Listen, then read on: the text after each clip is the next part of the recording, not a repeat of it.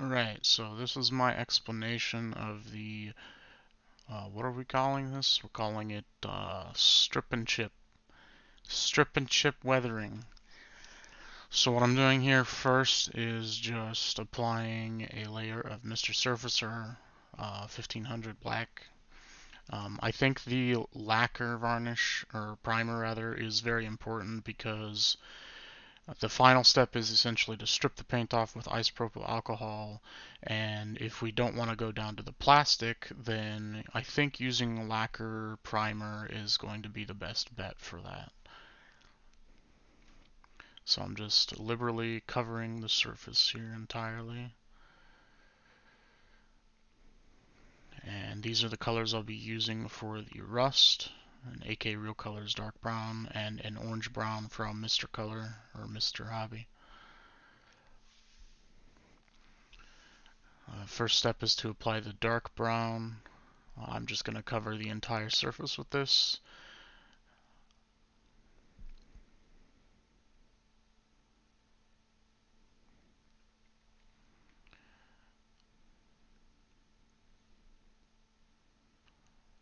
Making sure to get all the nooks and crannies because this first layer is the excuse me, is the most important in terms of just making sure that the surface is covered with a brown, a rusty brown color. Now this is the orange brown from Mr. Hobby. I'm thinning it right here. I'm testing to see if I have the right thickness. In this case, I don't want it to cover completely. I want it to be kind of speckled, which is also why I'm spraying from a really far distance, because I actually want some texture to build up. So I've thinned the paint to a lesser consistency so it's thicker. I'm using a lower pressure and I'm spraying from further away so that I can build up some speckled texture on the surface.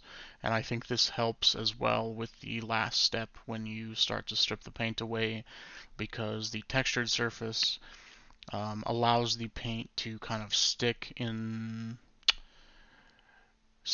inside that texture a little bit, and you get a more rough and textured surface at the end as well.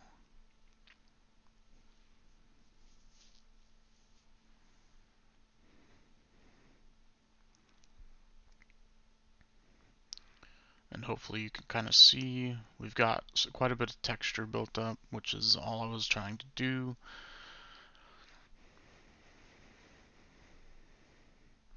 And at this step I'm going to spray a matte lacquer varnish over top of the rust layer.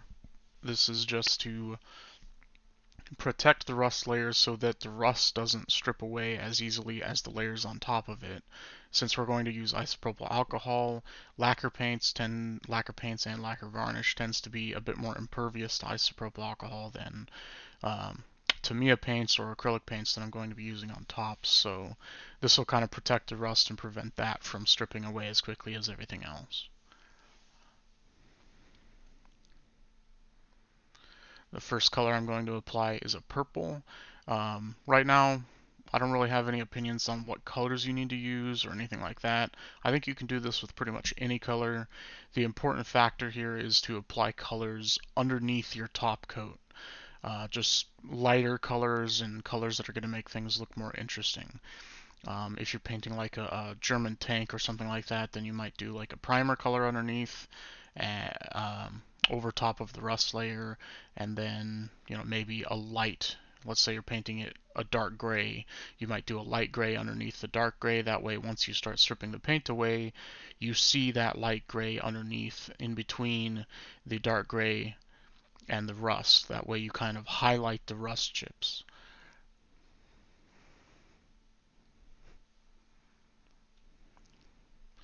And you can see that this is called mottling or modeling.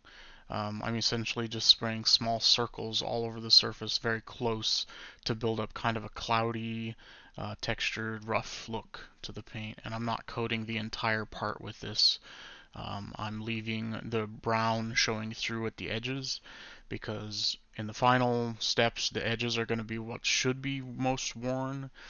And so leaving that rust color showing through at the edges a bit on this step and the next step will give us a better result in that regard in the final steps.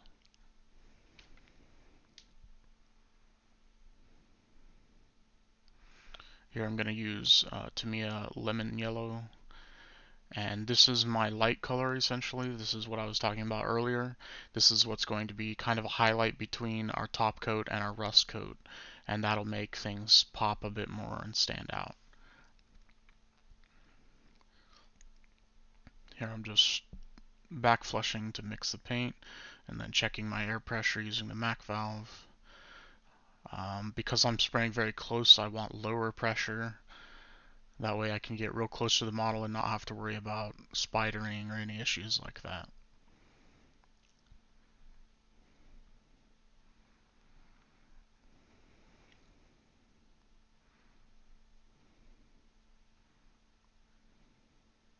At this point I realized that my paint was a little too thick, so I back flushed it again and increased my pressure a little bit until I got a better flow. And then I'm doing the same thing I did with the purple, just applying kind of a model pattern, doing little tiny circles very close, and just building up a cloudy, spotty look.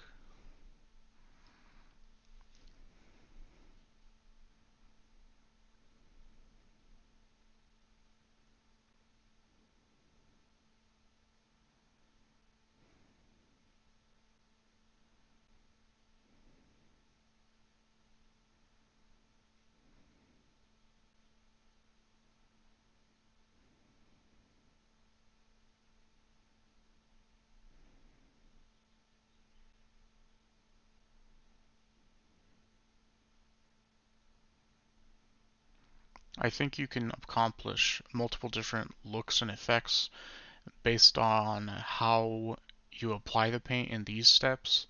Another technique that I tried was doing striations instead of this cloudy pattern. So with striations, I go up and down the vertices of the model, of the part. That way you get kind of a streaky look. And once you then strip the paint away with that, it'll add to the more streaky look that you get at the end.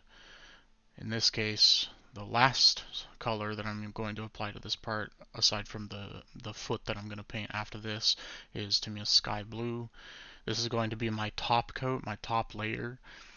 So this is what the color of the part is actually supposed to be, and I'm going to cover the part liberally with this and forego the whole cloudy modeling that I was doing earlier, and instead just cover the part completely.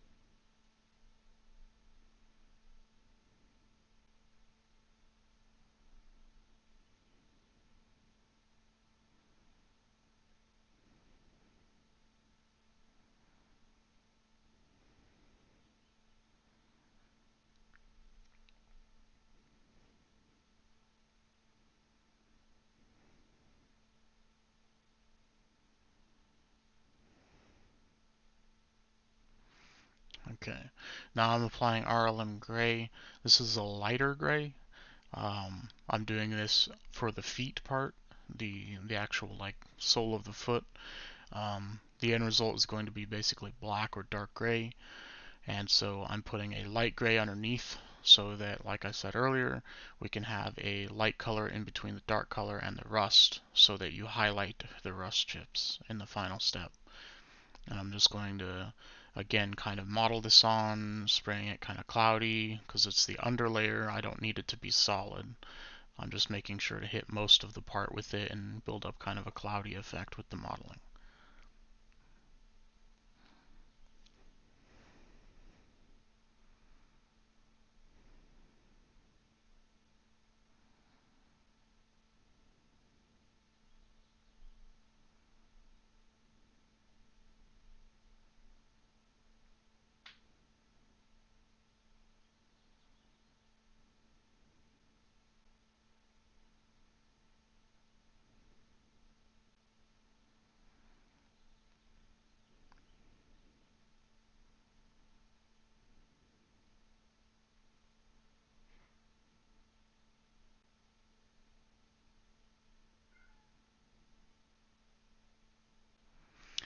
Once I've finished with the RLM gray, I've sprayed most of the RLM gray out of my cup so that I basically just have residue in there, and then I'm adding the black. This will give me a very dark gray. That way I don't have pure black, but something between RLM gray and black, because I wanted it to be more of a dark gray as opposed to just pure black.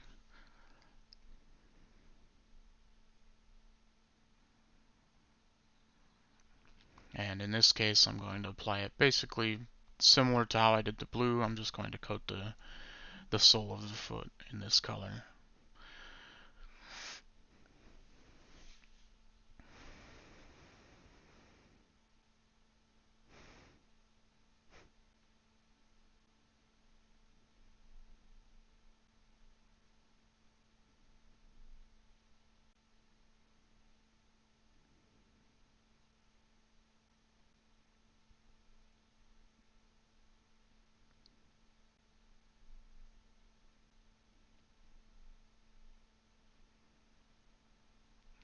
And that's all there is to that part. So the final thing to do is to strip the paint off. This is definitely a destructive technique. We're going to use isopropyl alcohol to do it. I don't think it'll work that well if you use other thinners like Mr. Leveling Thinner or Lacquer Thinner. I think it'll be too aggressive if you do that, and it'll literally just strip the paint off completely. I'm using 50% isopropyl alcohol here because it's just what I have on hand. I think you can use 91% or even 99% without issue, and it should be fine. But either way, just 50% alcohol in this case. Here I'm trying to do some chipping, and it didn't really work out that well. I think using other techniques in addition to this technique will turn out really well. Things like toothpick chipping or salt chipping and things like that, I think could really enhance this technique even further. So really simple, I'm just using a soft filbert brush here, and I'm just brushing the alcohol over it. It is important to go in a specific direction with your brushing. You don't want to brush side to side usually, unless the part that you're weathering would be weathered side to side. This is a leg, so you could imagine the leg is walking through a forest or something, so trees would be brushing along the length of the foot. But in this case, I wanted to just weather it vertically, so I'm brushing mostly up and down. That way you get streaks up and down the part rather than across or along the length of the part. And you can vary this technique by going more or less heavy-handed with it.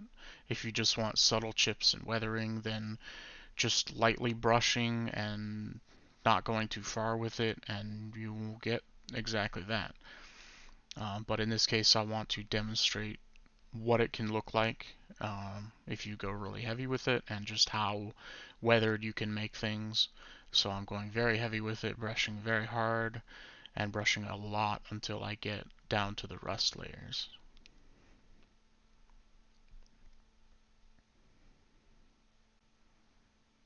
And you can see that it's literally just taking the top layers down. And once we get through the blue, we hit the yellow. Once we hit the yellow and get through that, we get to the purple. And doing this just adds a lot of interest to the part. And it really sells the effect of like worn, chipped down paint.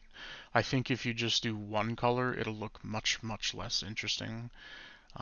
So I think it is very important to at least have one layer underneath your top layer. That way you have, like I said, and like I've talked about a couple times, is at least a lighter color underneath your top coat. That way you get that contrast.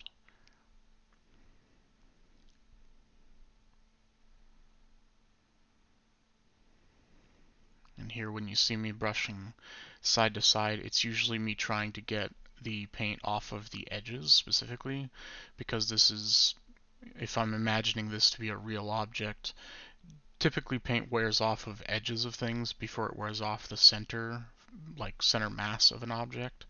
And as a result, I try to generally brush as much as I can on the edges before focusing on anything else.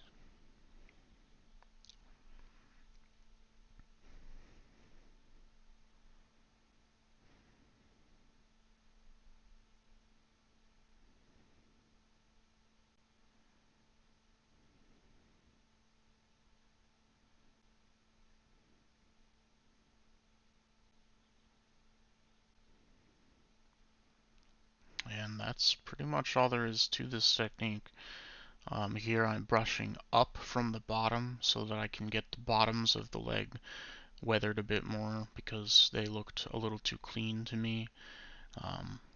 Because this is the foot of a mech, so the mech is going to be walking around and stomping through trees and brush and stuff like that. So you'll get a lot of wear and tear on the bottoms of the feet and the legs. So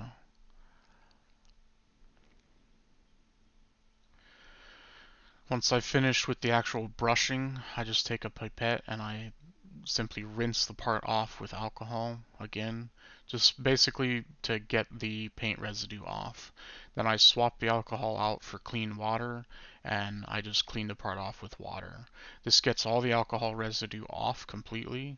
That way the part isn't still melting. You're not still melting the paint because you're washing all the alcohol off at this point.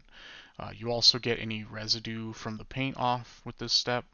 Um, if you don't rinse it off, then I found that you'll end up with kind of this light, crusty looking paint residue everywhere, which may be something you want, so you may not want to do this step. But I found the best result for me was to just rinse the part off completely.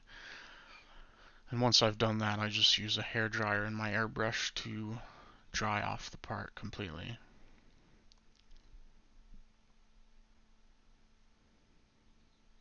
It is important at this stage not to touch the part directly because we just used alcohol to essentially melt the paint.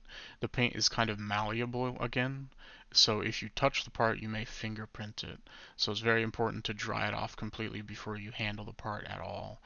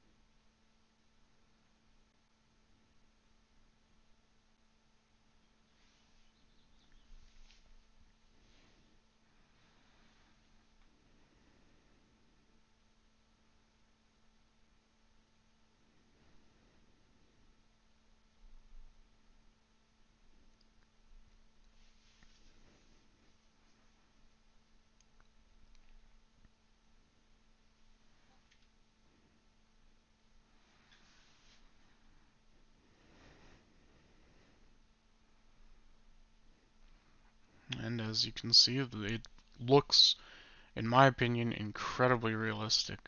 Um, this technique was figured out by Lil Smokey from the Mini Painting Discord by accident, and I think it's a great discovery because it looks incredibly realistic.